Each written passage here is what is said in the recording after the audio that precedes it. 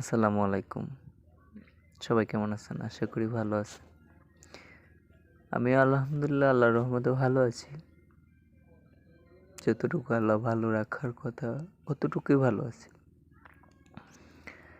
আসলে আমার ভিডিও বানানোর ইচ্ছে ছিল না, কিন্তু ভাবলাম যে আমি বর্তমানে যে সমস্যাটার ভিতরে পড়ে আছি হয়তোবা হাজারো আমার বন্ধুরা পড়ে আছে।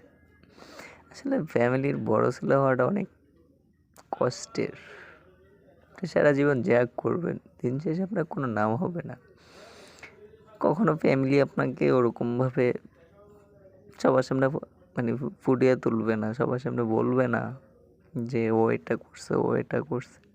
দিন শেষে আপনিই দোষী হবেন। তো আমার মতো যারা আছেন সবাই ভিডিওটা শেয়ার করবেন।